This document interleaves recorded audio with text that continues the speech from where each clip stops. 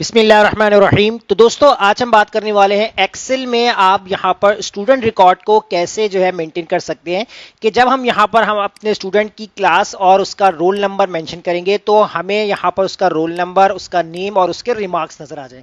अब मेरे पास यहाँ पर जो है वो 3 शीट्स हैं जिसके अंदर हमने क्लासेस वाइज जो है रिकॉर्ड बना के रखा हुआ है कि एक हमारे पास डाटा 1 है जिसमें रोल नंबर 1 से लेकर 10 तक के नेम्स और उनके रिमार्क्स, और ये कौन सा डाटा है, क्लास 8 का। इसी तरह क्लास 9 का भी हमारे पास डाटा मौजूद है और क्लास 10 का भी हमारे पास डाटा मौजूद है। तो आप यहां पर क्लास 1 से लेकर मैट्रिक तक का भी जो है वो रिकॉर्ड मेंटेन कर सकते हैं कि आप जो टेबल में ढूंढने से बेहतर है कि आप यहां पर सर्च करें और क्लास सर्च करें और आपको पूरी डिटेल यहां पर नजर आ जाए। तो इसके लिए पहला काम आपको करना ये होगा कि आपको यहां पर एक ड्रॉप डाउन लिस्ट क्रिएट करनी है। तो डाटा में जाकर आप डाटा वैलिडेशन पे क्लिक करेंगे और यहां से आपको लिस्ट पे क्लिक करके यहां पर आपको क्लासेस मेंशन करनी है। तो जैसे हमारे पास है क्लास 8, उसके बाद कॉमा लगाया, फिर हमारे पास है क्लास 9, कॉमा लगा दिया, और लास्ट हमारे पास है क्लास 10। तो जितनी क्लासेस होंगी उतने हिसाब से आपको यहाँ पर ड्रॉप डाउन लिस्ट बना लेनी है। उसके बाद आप ओके करेंगे तो आप देख सकते हैं यहाँ पर क्लासेस वाइज जो है वो लिस्ट आपके पास बन चुकी है। अब आपके पास एनरोलमेंट नंबर मौजूद होंगे, जैसे क्लास 1 का है तो 1 से लेकर 10 तक है, 15 स्टूडेंट है, 30 है, जितने भी होंगे स्टूडेंट्स, तो आपको यहाँ पर रोल नंबर मेंशन करना है। अब मैंने यहाँ पर नंबर 1 लिख दिया। अब यहां मुझे क्लास सर्च की है और उसका रोल नंबर सर्च किया तो यहां पर मेरे पास डाटा आना चाहिए। तो डाटा लाने के लिए आपको क्या करना होगा, सबसे पहले आपको यहां पर जो है वो अपने टेबल्स को नेम देना होगा। तो जैसे मैं यहां पर क्लास 8 वाले शीट पे चले जाता हूं तो यहां से मैं कंप्लीट टेबल जो है वो सेलेक्ट कर लेता हूं और यहां मेरे पास है नेम बॉक्स। इस नेम बॉक्स में जाकर कोई भी हम एक नाम यहां पर ऐड करते हैं। जैसे मैंने यहां पर डाटा _1 यानी DT1 के नाम से मैंने एक नाम दे दिया। इस तरह मैं चला जाता हूं क्लास 9 में और यहां पर मैं इस पूरे टेबल को सिलेक्ट कर लेता हूं और क्लास 9 वाले टेबल को मैं नाम देता हूं DT_2, एंटर कर दूंगा। इसके बाद क्लास 10 में चला जाता हूं और कंप्लीट टेबल यहां सेलेक्ट कर लेता हूं और इसको मैं नाम दे देता हूं DT_3, एंटर कर देता हूं। तो डिफरेंट टेबल्स को हमने डिफरेंट नेम्स यहां पर असाइन कर दिए। अब आपको करना क्या है कि आपको यहां पर फॉर्मूला अप्लाई करना है, वीलुकअप फॉर्मूला। तो आप यहां पर जो है वीलुकअप फॉर्मूला अप्लाई करेंगे।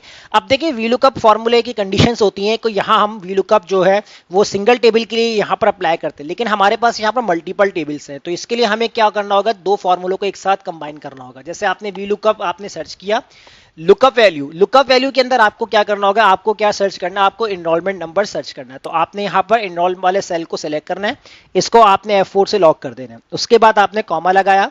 अब आपसे पूछेगा यहाँ पर टेबल एरे। अब टेबल एरे के अंदर आपको जो है वो इफ कंडीशंस बनानी होंगी जितनी आपकी क्लासेस होंगी। तो मैं इफ कंडीशन का फॉर्मूला यूज कर लेता हूँ। लॉजिकल टेस्ट के अंदर मैं सबसे पहले इस वाले सेल को सिलेक्ट करता हूँ, इसको मैं F4 से लॉक करता हूँ। अगर मेरा ये सेल बराबर होता है किसी इसके, तो कोटेशंस के अंदर मैं यहां पर टाइप कर दूंगा क्लास 8, कोटेशन क्लोज, कॉमा।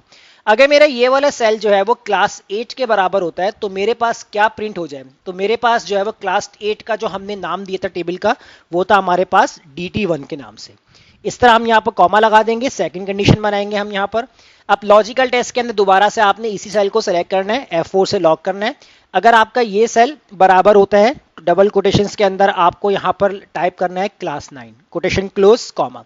अगर ये सेल आपका क्लास 9 के बराबर होगा तो क्लास 9 के टेबल को हमने क्या नाम दिया था, तो हमने नाम दिया था DT2 के नाम से। तो आपके पास जो है वो टेबल 2 यानी DT2 के नाम से प्रिंट हो जाए। कॉमा लगा देंगे, फिर दोबारा से आपको इफ फॉर्मूला टाइप करना है। लॉजिकल टेस्ट के अंदर आपको दोबारा से यहां पर इसी सेल को सेलेक्ट करना है, F4 से इसको लॉक कर देंगे, कॉमा लगा देंगे। अब कॉमा लगाने के बाद आप कॉमा नहीं लगाएंगे, इक्वल लगाएंगे। अगर ये सेल आपका बराबर होता है किसी चीज के तो यहां पर आपको क्लास 10 टाइप करना है, कोटेशन क्लोज, कॉमा। तो अब आपके पास क्या प्रिंट हो जाए, तो आपके पास जो है वो क्लास 10 का जो डाटा है उसको हमने D3 के नाम से सेव किया था।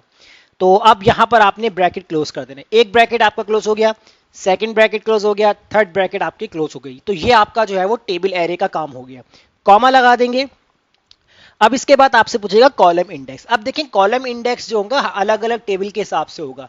तो हम यहाँ पर किसी भी एक टेबल को सेलेक्ट करके जो है वो तमाम कॉलम्स को यहाँ पर अप्लाई करेंगे। तो उसके लिए मैं यहाँ पर कॉलम नंबर देने के बजाय मैं यहाँ पर कॉलम्स का फॉर्मूला यूज कर लेता हूँ। तो कॉलम्स का फॉर्मूला डायरेक्टली क्या काम करता है कि ये ऑटो आपके सेल्स को पिक करेगा। जैसे हमने यहाँ पर कॉलम्स का फॉर्मूला अप्लाई किया, एरे के लिए हमें क्या करना होगा, तो मैं यहाँ पर क्लास 8 वाली शीट के अंदर चला जाता हूँ और यहां पर देखें आपके रोल नंबर कौन से कॉलम कौन सी रो से स्टार्ट हो रहा है, A3 से।